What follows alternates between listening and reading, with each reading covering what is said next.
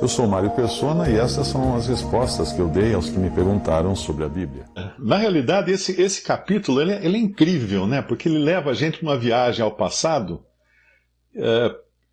para descobrir coisas que são difíceis de engolir. Isso que é verdade, né? São coisas que são difíceis de engolir. Por isso que muita gente tenta explicar de maneira racional, lógica, com os elementos que conhece aqui no mundo hoje, tenta explicar o que aconteceu lá atrás. E é muito difícil você explicar, né? Você tem que aceitar que o texto sagrado foi escrito, foi revelado e que as coisas eram assim.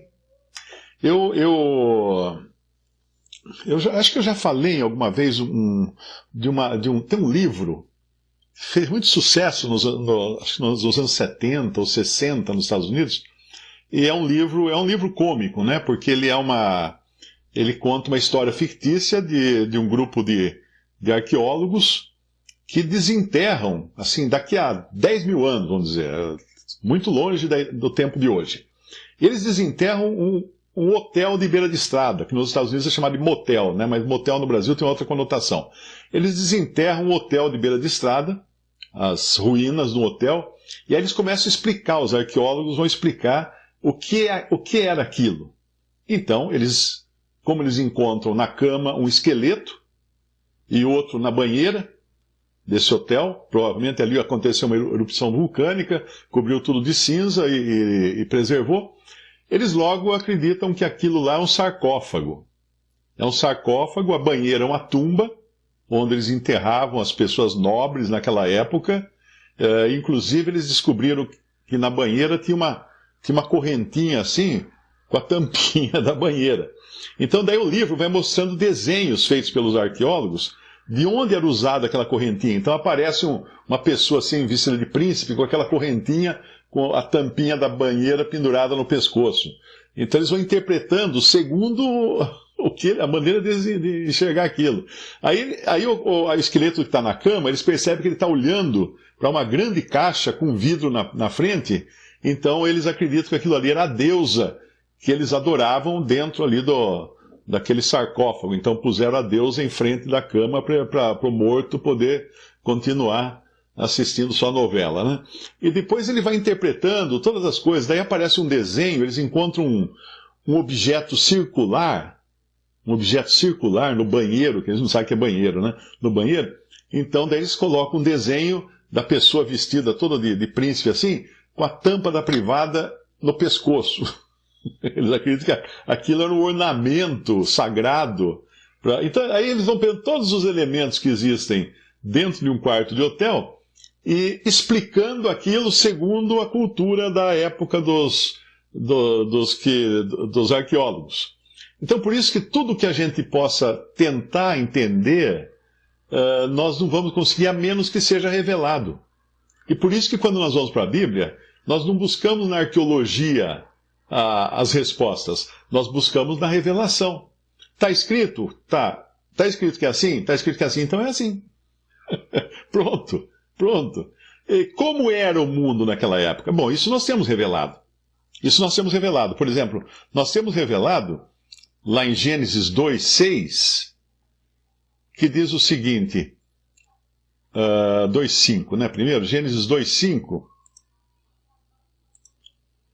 E toda a planta do campo que ainda não estava na terra, o Senhor fez, né? E toda a erva do campo que ainda não brotava, porque ainda o Senhor Deus não tinha feito chover sobre a terra, e não havia homem para lavrar a terra. Um vapor, porém, subia da terra, e regava toda a face da terra.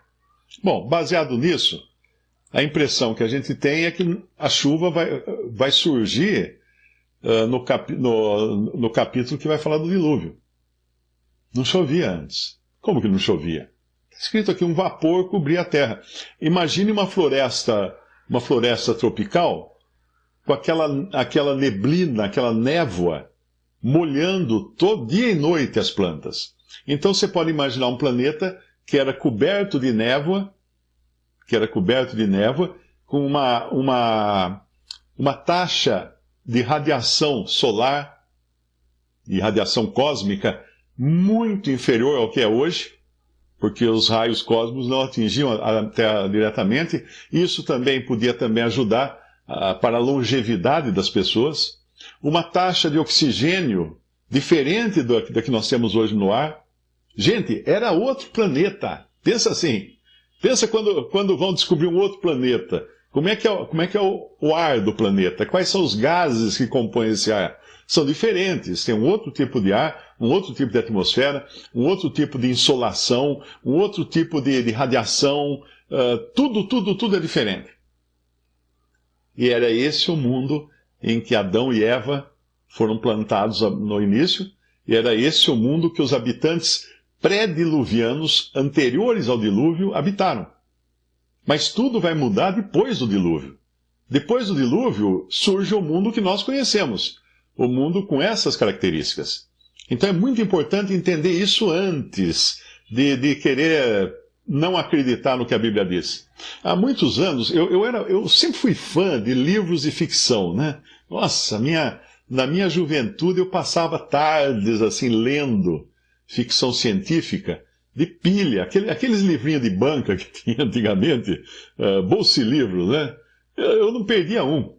Todos que eram de ficção científica, eu estava lá para comprar e empilhar, né? Porque empilhar, depois vendia de novo, o cara trocava, se dava 10, ganhava 2, coisa assim.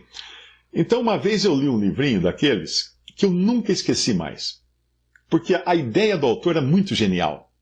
Era um planeta onde existiam pessoas e tudo mais, muito parecido com a Terra, só que tinha um detalhe. Tinha uma árvore nesse planeta que ela crescia e dentro dela formava hidrogênio. Quando ela secava, eles tratavam a árvore, ela secava, ela ficava cheia de hidrogênio por dentro. Então, quando eles cortavam a árvore, ela subia, ao invés de cair. Porque ela era cheia de hidrogênio. Era um balão, uma árvore balão. Todos os espaços vazios cheios de hidrogênio. Você tem a madeira balsa, que quem já brincou de aeromodelismo, eu fazia aeromodelo na minha juventude. Por que a madeira balsa é leve como um papel? Porque nas células dela estão cheias de oxigênio, não hidrogênio, oxigênio.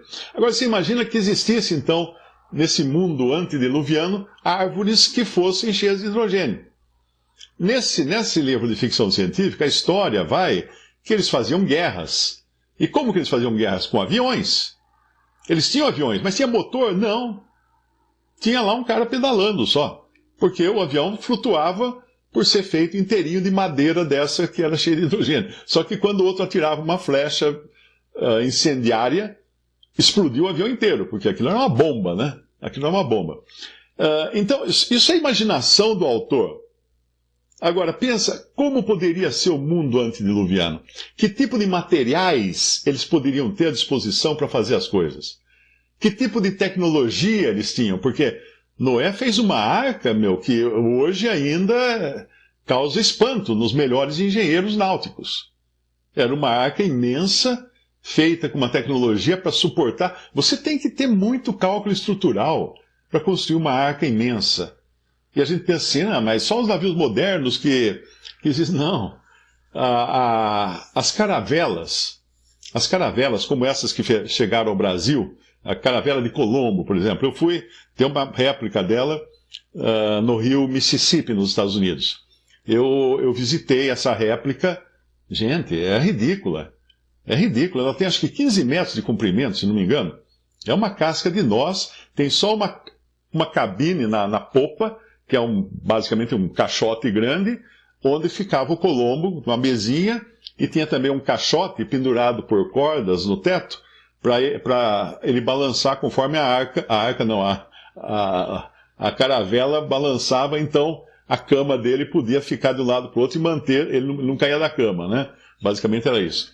E daí o povão toda geral dormia no porão, né? A geral dormia no porão. Mas era ridículo, era um barquinho. Só que você vai investigar agora que navios que existiam nessa época, existia um navio chinês na época de Cristóvão Colombo. Era um navio de um general chinês, de um almirante chinês, que o rei ficou tão enciumado daquele navio, porque ele fazia grandes viagens até a Índia, viagens comerciais, tudo era um navio de guerra e de comércio, que o rei mandou queimar toda a armada chinesa, porque ele achou que os almirantes chineses estavam tomando muito poder. Então mandou botar fogo em tudo. Acabou com a marinha chinesa. Então, porque ele era contra a tecnologia. Quem tivesse tecnologia tinha poder. Então pensa o seguinte, o homem, há 500 anos atrás, o homem era capaz de fazer um navio imenso. O homem, há quantos mil anos aí? Dá uns 5.000 anos atrás, eu acho. Não sei exatamente quando que era da época de Noé, não é? Mas ele tinha essa capacidade de tecnologia. O homem não ficou mais inteligente. Isso que eu quero chegar no ponto. Desde Adão tinha a mesma inteligência que eu. Não, que eu não. Vamos pensar uma pessoa mais inteligente, né? Adão tinha a mesma inteligência que uma pessoa comum. Né? Porque se você pegasse Adão e colocasse numa faculdade, Adão ia se formar doutor. Ou você acha que o cérebro dele era mais atrasado? A teoria da evolução é uma coisa engraçadíssima, né? Porque quando o cara fala que o ser humano está evoluindo, ele chegou à conclusão que Deus não existe, que o homem veio lá de um ser inferior, talvez um macaco, talvez uma ameba, dependendo de como a cara dele parece, mas ele chega hoje nessa idade e fala assim, o homem é fruto da evolução, porque ele foi evoluindo para chegar no céu. Aí eu pergunto o seguinte, senhor cientista, o seu cérebro evoluiu? Ah, está em evolução. Sim, está em evolução. Meu cérebro está evoluindo, desde lá dos primatas até hoje. Aí eu pergunto, você não acha que é muita audácia, muito orgulho você chegar a essa conclusão usando um cérebro que não está pronto, que está em evolução? Que conclusão você chegará daqui a 1 milhão de anos, com esse cérebro aí, quando ele evoluir até 1 milhão de anos daqui? Será que é a mesma conclusão? Então espere 1 milhão de anos antes de tirar conclusões sobre evolução. Percebe? Mas na verdade, o cérebro humano, ele sempre foi inteligente. E à medida que vão descobrindo coisas dos povos antigos, eu gosto de estudar as culturas antigas, né? Você fala, cara, Ur dos caldeus, faz uma pesquisa na internet dos caldeus. Vê o que esses caras sabiam. Vê o que esses caras sabiam. Veja, não precisa nem tão longe lá atrás. Veja o Império Romano. Você sabia que no Império Romano já tinha privada com água encanada? Que só foi surgir depois, no século XIX na Inglaterra, o século XVIII, eu acho. Porque até então o pessoal jogava o pinico pela janela. Então, os romanos estavam muito mais adiantados em muitas coisas do que os povos europeus que vieram depois daquela época romana, do Império Romano. Eles tinham tecnologias que ninguém hoje, que hoje estão às vezes redescobrindo. Então aquele povo lá atrás não era atrasado. Aquele povo lá atrás era inteligente. Aquele povo lá atrás tinha coisa. Os romanos, nós estudamos, quem faz direito tem que estudar direito romano. Ué, mas não teve um advogado? Desculpe, advogados, mas não teve um advogado mais inteligente que inventou um outro direito, que tem que estudar o direito romano? Vamos estudar um direito de mais de 2.000 anos? Para quê? Era direito de homens com o cérebro ainda 2.000 anos antigo, que não tinha evoluído até hoje. Você está vendo? Vai acreditar na evolução, você vai chegar nesses impasses, você vai chegar nesses dilemas. Então pensa assim, esse tempo aqui, que nós estamos lendo aqui, pré-dilúvio, era um tempo de homens inteligentes, homens capazes e homens híbridos. Agora entramos mesmo, agora você fala assim, agora esse cara aí viajou na maionese. Híbridos. Homens nascidos da relação de anjos com mulheres. Na Bíblia só são chamados de filhos de Deus Adão, Jesus, ela é chamada de filho de Deus sempre, Adão, porque na genealogia de Jesus, ela vai indo, vai chegar em Adão, filho de Deus, é chamado lá. Então Adão foi chamado filho de Deus, aquele que foi criado diretamente por Deus. Jesus, que na sua carne veio por uma concepção misteriosa, né, miraculosa do Espírito Santo, plantando no ventre de Maria esse ser, criando no ventre de Maria esse ser, e os anjos que aparecem lá em Jó, quando os filhos de Deus vinham falar com o Senhor, veio também Satanás. Capítulo 1 e 2 de Jó você encontra os filhos de Deus. E capítulo 38 de Jó você encontra de novo, quando Deus estava criando a terra. Lembre-se que Jó é o livro mais antigo da Bíblia. Quando Deus estava criando a terra, diz que os filhos de Deus se alegravam de ver essas coisas sendo criadas. Quando Deus lançava os fundamentos da terra, os filhos de Deus se alegravam. Então eles estavam lá atrás já, lá atrás. Agora, se você acha que é impossível que anjos tenham tido relações sexuais com mulheres, esses são os anjos lá de Sodoma também, que foram visitar Sodoma e que os homens de Sodoma ficaram doidos por causa deles. São esses anjos. Você acha que eram como? Iam ser homens lindíssimos, belíssimos, né? Atraentes, homens perfeitos. Versículo 6, Judas 1:6, e os anjos que não guardaram o seu principado, mas deixaram a sua própria habitação, outra versão fala seu próprio tabernáculo. O que é tabernáculo na linguagem bíblica? É o corpo, a sua forma.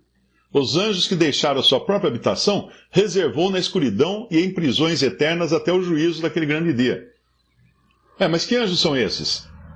Esses são os anjos que caíram junto com Satanás. São nada, porque estão aprisionados. Então lembre-se do seguinte, nós temos uma queda de anjos, lá atrás quando Satanás caiu e trouxe para junto de si um bocado de anjo, e temos uma outra queda de anjos, que é em Gênesis 6, quando eles deixaram a sua habitação original, a sua forma, a sua natureza original, e procriaram com mulheres belíssimas que eles viram entre as filhas dos homens. Porque ali alguns falam assim, não, mas esses são os filhos da genealogia de Sem, dos que começaram, de Sete, aliás, de Sete, dos que começaram a invocar o nome do Senhor. Não, não precisa ser. Porque o que tinham eles de mais especial para criar essa raça híbrida aí? O que simplesmente falaria ali que os homens, né? Mas filhos de Deus são só esses, e depois, quando o Senhor veio, se revelou que aqueles que são nascidos dele, pela fé em Jesus, são feitos filhos de Deus. Mas vamos voltar então para o nosso capítulo aqui, de Gênesis capítulo 6, porque no versículo 4 ele vai dizer que quando os filhos de Deus entraram às filhas dos homens e delas geraram filhos, estes eram os valentes que houve na antiguidade, os homens de fama. Que homens de fama eram esses? Vou dar uma dica para você. Você já estudou, ou já leu pelo menos, né? Mitologia. Mitologia. Pega a mitologia da Índia, por exemplo. O que ela fala? Ela fala que seres espirituais, anjos ou equivalente a anjos, tomaram filhas de homens, humanas, e geraram homens com poderes excepcionais. Esses valentes aqui são homens com poderes excepcionais, homens de fama, são homens poderosos. Pega a mitologia grega. De onde você acha que tiraram a ideia lá de um Hércules, de um Ulisses, de todos aqueles heróis gregos, de Thor, todos esses que hoje estão nos filmes da Marvel? De onde você acha que veio a ideia disso? Da fusão, na mitologia é isso. Os deuses tomam mulheres e geram esses homens valentes da antiguidade. Se você já viu a mitologia egípcia, o que era a mitologia egípcia? Deuses vêm à Terra e pegam mulheres e geram, então, homens com poderes excepcionais. Então existiu sim, quando você assistiu o filme da Marvel, quando assistiu super-heróis, então, lembre-se, existiram super-heróis na Terra. Está aqui escrito, ó, no capítulo 4. Não que lançasse fogo pelas ventas ou coisa assim, né? Mas homens com poderes excepcionais. Talvez poder de poderes telepáticos ou outros tipos de poderes que hoje é mais da alçada dos esotéricos, né? Do esoterismo, mas homens com poderes excepcionais. Esses homens serviriam por Satanás, no plano de Satanás, serviriam para corromper a descendência da mulher, para que chegasse um dia não existiria uma mulher não híbrida para poder gerar o Filho de Deus. Mas o Senhor botou a mão na frente do plano do diabo. E, é claro, não deixou ir adiante. Ele destruiu a humanidade. Alguns falam assim, mas que maldade, por que Deus mandou dilúvio para destruir toda a humanidade, deixar só uma família? Amigo, a coisa estava feia. A coisa estava feia no mundo. Pensa no pior lugar para morar na face da Terra, o lugar mais violento da face da Terra. Existem bairros que você der 3 passos e está morto, né? Você sabe disso, que existem lugares que ninguém pode entrar.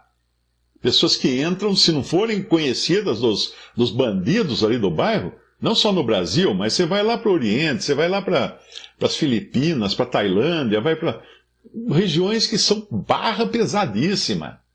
A Terra era, assim, uma barra pesadíssima inteira, com homens, ainda mais para agravar o problema, dotados de poderes, superpoderes, que são esses homens valentes da antiguidade, homens de fama, dotados de poderes que nós não conhecemos.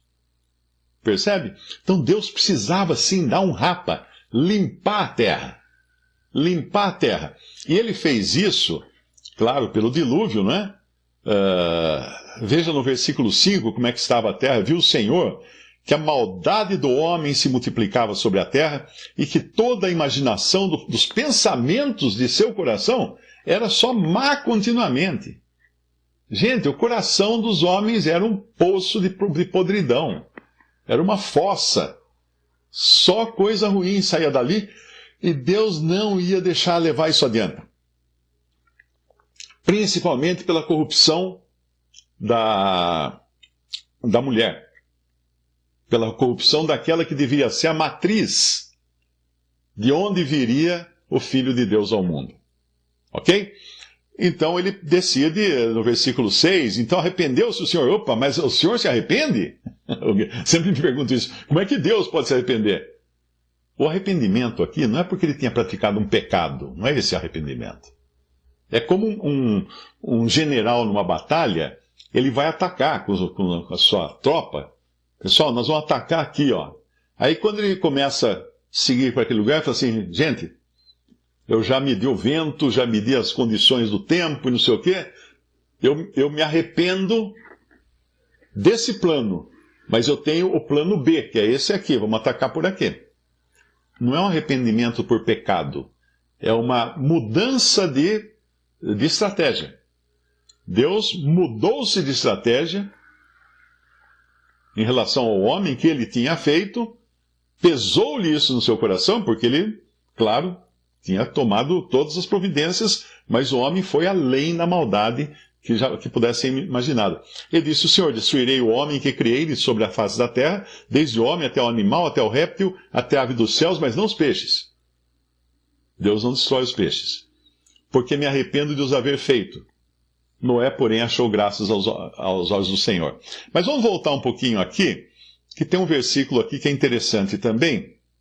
Então disse o Senhor, não contenderá o meu espírito para sempre com o homem, porque ele também é carne, porém os seus dias serão 120 anos. Seus dias como? Não é que ele ia viver até 120 anos, não. Ele iria viver até, eu acho que no Salmo fala mais ou menos quanto vive um ser humano, né? Não é 120 anos. 120 anos já está fazendo hora extra. O Salmo 90, versículo 10, a duração da nossa vida é de 70 anos. Bom, para mim só faltam 4. E se alguns, pela sua robustez, não é o meu caso, chegam aos 80 anos, o melhor deles é canseira e enfado, pois passa rapidamente e nós voamos. Cara, passa tão rapidamente. Eu estava vendo hoje fotografias dos meus filhos quando eram pequenos, parece que foi ontem. Onde é que foi esse tempo todo? O que aconteceu com esse tempo que voou debaixo dos meus pés? Parece que foi ontem. Eu olho para trás e acho assim, meu Deus. O que eu digo quando olho para trás, na mesma hora eu agradeço a Deus, porque eu falo assim, as sandálias não se desgastaram. As minhas vestes e as minhas sandálias não se desgastaram. Aquilo que o Senhor fala para Moisés no deserto. Eles atravessaram o deserto sem precisar trocar de sapato. Anda 40 anos para você ver se você precisa trocar de sapato ou não.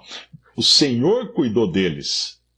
O Senhor cuidou. Ninguém precisou comprar roupa nova no deserto, não porque não tinha loja, né? Mas ninguém precisou trocar de roupa ou fazer roupas novas, porque Deus cuidou deles em todo o caminho. Olha que coisa linda. E Ele cuida de nós também em todo o nosso caminho aqui na terra. Por isso que a gente pode olhar para trás e dar graças a Deus, falar assim, até aqui me guardou o Senhor. Eu não lembro se é Josué que fala, não lembro agora. Mas vamos voltar ao que eu estava dizendo. Então, um livro bom, vou indicar um livro bom aqui, chama-se Fator Melquisedeque. Eu ia falar uma outra coisa agora, isso. Um livro chamado Fator Melquisedeque. Procurem ler esse livro, é muito interessante. Foi escrito por um missionário, acho que um missionário que viveu no Oriente, Don Richardson, se não me engano é o nome dele. Ele fez um estudo das civilizações que existem, das tribos e tal. Ele descobriu, em todas as civilizações que você pode encontrar elementos da Bíblia. Elementos da Bíblia, tipo a promessa de que viria um Messias, a promessa de que viria um Salvador. Então teve casos de homens brancos chegarem em tribos indígenas na América do Sul, e os índios falaram, a gente sabia que você vinha. A gente sabia que vocês vinham. Acredita-se até que essa foi uma das razões que os maias, ou astecas, ou incas, se deixaram abater com tanta facilidade, porque eles viram aqueles homens, eles achavam que era cumprimento de profecias que eles tinham na cultura dele. Mas que essas profecias, na verdade, eram fragmentos que vinham de revelações antigas, lá de trás. Lá de antigamente. Então, quando você encontra... Outro dia alguém me perguntou o que respondeu aos professores, porque os professores onde ela estuda estavam dizendo que tudo do cristianismo é cópia de lendas de civilizações antigas. Eu falei para ela, minha filha, não é que tudo no cristianismo é cópia de civilizações antigas.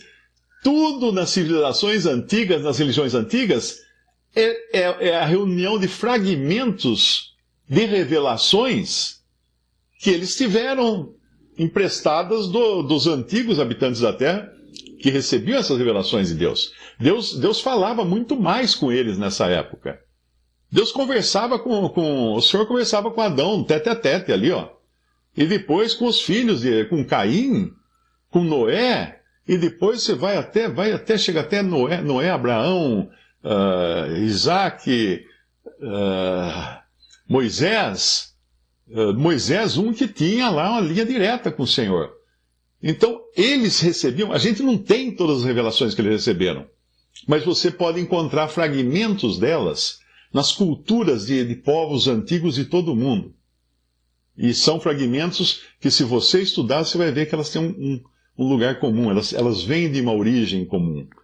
Elas não foram inventadas por esses povos antigos. Foram distorcidas e tudo, né? Mas você pega lá o Bhagavad Gita, tem toda uma história lá de um Salvador que vem para salvar os homens. Tudo isso tinha já. Como? Emprestado de fragmentos de revelações antigas. Mas vamos a um outro ponto, só para eu terminar aqui, que é quando o Senhor fala que vai destruir toda a terra. A gente sabe que Noé foi o pregador da justiça, né? 1 Pedro. Porque também Cristo padeceu uma vez pelos pecados, o justo pelos injustos, para levar-nos a Deus. mortificado na carne, mas vivificado pelo Espírito. Eu vou introduzir umas palavras no meio da minha leitura aqui, para deixar claro esse texto. Versículo 19. No qual Espírito, Cristo também foi e pregou aos espíritos agora em prisão, os quais noutro tempo, que tempo? O tempo de Noé, foram rebeldes, quando a longanimidade ou paciência de Deus esperava nos dias de Noé, enquanto se preparava a arca, na qual poucas, isto é, 8 almas se salvaram pela água. Então veja bem esse versículo. O que ele está dizendo aqui? Que Cristo foi pregar aos espíritos presos no inferno, alguma coisa assim? Não! O inferno está vazio, o lago de fogo está vazio. Quem morreu desde então está na condição de Hades. O que é a condição de Hades? Desencarnado. Desencarnado. A carne, o corpo de carne enterrado, alma e espírito nas trevas, esperando o dia do juízo final, do grande trono branco lá, de Apocalipse, final de Apocalipse, quando serão lançados no lago de fogo, e naquele momento já terá sido inaugurado por 3 personagens: a besta, o anticristo e Satanás. Ok? Mas Cristo não foi pregar os espíritos em prisão agora, quando ele veio aqui. Alguns falam assim, ele morreu e antes de ressuscitar, ele foi pregar as partes mais baixas da terra. Não, as partes mais baixas da terra é a sepultura. A sepultura que é a parte mais baixa da terra. 7 palmos, né? A gente tem outro costume. Lá eles faziam no barranco, né? Mas devia ter muita terra em cima do barranco também. Então, quando ele morreu, o espírito e a alma dele foram para o céu, para o paraíso. Por quê? Porque ele tinha um encontro marcado lá com o malfeitor. Ele falou para o malfeitor, hoje estarás comigo no paraíso. Não aceite a explicação de um adventista para isso, que ele vai fazer um jogo de vírgulas ali e vai enrolar a sua cabeça. Não aceite isso, porque eles têm muita doutrina ruim para tentar explicar a Bíblia e você vai acabar sendo enganado. Então, quando o Senhor prometeu ao malfeitor, hoje estarás comigo no paraíso, ele cumpriu a promessa. Naquele mesmo dia, ele estaria no paraíso com esse malfeitor. Então ele não foi pregar aos espíritos ali em prisão. Não. Ele tinha ido, né, o seu espírito, o Espírito de Cristo, tinha ido pregar aos espíritos que agora estão em prisão nos tempos de Noé. É o que diz o versículo. Vamos de novo. Porque também Cristo padeceu, versículo 19, no qual Espírito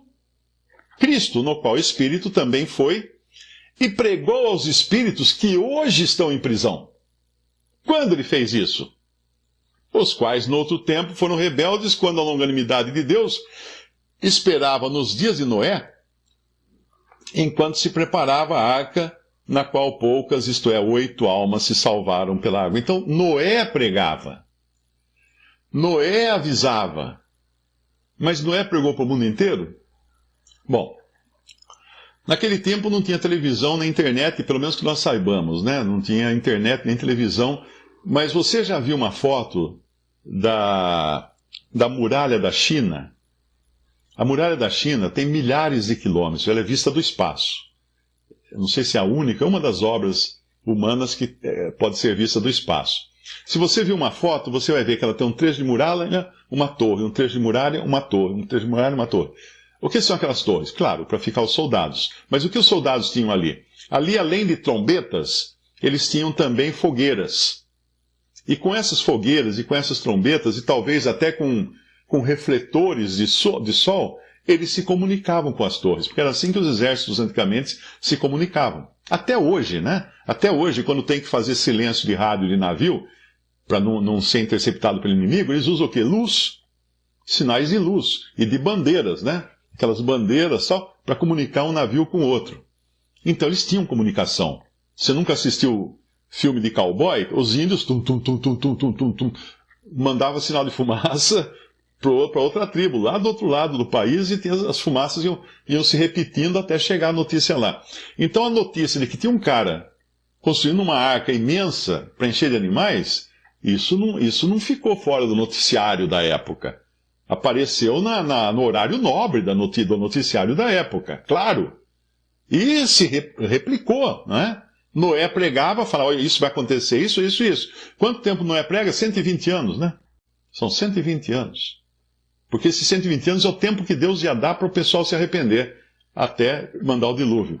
Então ele pregou durante 120 anos. Agora, uma das coisas mais lindas dessa passagem, casaizinhos novos aí, que já sempre recebo isso, Mário, nós casamos agora, será que a gente deve ter filho com esse mundo tão mau, com essas desgraças acontecendo, tanta violência, e papapi, papapá. Bom, um dos primeiros mandamentos de Deus foi crescer e multiplicar-vos, então fim de papo, é para crescer e multiplicar. Não tem discussão, você vai discutir com Deus, não. Mas se a gente esperasse um pouco para ficar mais rico... Rockefeller, uma vez o jornalista perguntou para ele assim, quanta riqueza é suficiente? Ele falou assim, mais um pouco. Era o homem mais rico do mundo na época. Então você não vai nunca achar que está rico o suficiente. Mas vamos pensar no que aconteceu com Noé.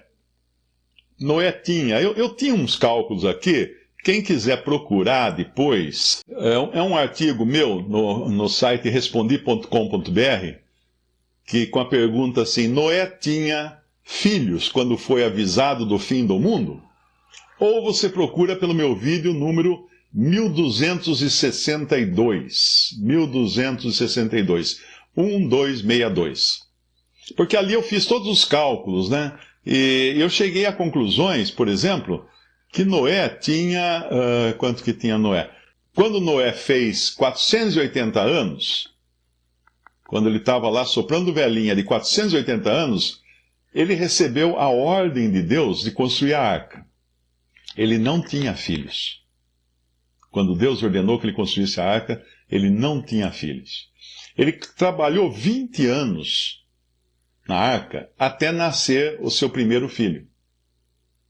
É uma passagem que fala que era Noé, da idade de 500 anos, e gerou a Sem, Cão e Jafé. Aqui já fala dos três, né? Mas não nasceram no mesmo dia. Isso é quando ele começou a ter filhos, ele não teve trigêmeos. Quando ele tinha 500 anos, então, ele já tinha todos esses filhos. Tem até os cálculos. Depois, se vocês quiserem, se vocês gostarem de números, eu não gosto, eu odeio matemática, essas coisas, procurem lá. Mas se você calcular, você vai descobrir que Noé recebeu a revelação de Deus de que o mundo seria destruído, ele tinha que construir uma arca, e ele só foi ter filhos, acho que é 20 anos depois. Uns 20 anos depois que ele começou a ter filhos. Agora pensa assim, se você recebesse hoje uma revelação que Deus vai destruir o mundo, e você ainda não tem seu primeiro filho, o que você ia fazer? Não vou nem ter filhos. Porque você não confia na arca. Você acha que não vai funcionar? É isso? Você acha que Deus não vai guardar? Que Deus não vai cuidar de você e dos seus filhos? Imagina se Noé pensasse assim. Ele não teria filhos. E sabe o que aconteceria? Todos morreriam e ele e a mulher só se fizessem filhos depois. Mas só eles embarcariam na arca. Só 2 pessoas. Não ele com todos os seus filhos ali. E as suas noras, né? Então, confie no Senhor. Noé estava no pior mundo possível, no mundo mais violento possível, no mundo mais horrível possível, cercado de pessoas malignas e com superpoderes ainda, né? Pessoas que tinham poderes, que nós não sabemos quais são. Não vou falar que eles voavam ou que eles soltavam fogo pelas ventas. Mas a Bíblia fala que eram pessoas que eram valentes, eram pessoas com poderes super-humanos. Super-humanos, não naturais. Sobrenaturais. Ok? Mesmo assim, Noé, quando olhava em volta, via aquele mundo terrível. Não acredita em filme de Noé, viu, gente? Aquilo ali é bobagem, viu? Nem acredita. E o filme foi feito por um diretor ateu. Para começar, ele faz para ganhar dinheiro. Então ele tem que impressionar, fazer coisas... Quando o filme fala que o filme é bíblico, eu já não assisto. Foi ali que Noé, numa situação tão horrível, tão ruim, com perspectivas tão ruins, tão péssimas, que ele decidiu ter filhos. Visite respondi.com.br. Adquira os livros ou baixe e-books. Visite 3minutos.net. Baixe o aplicativo.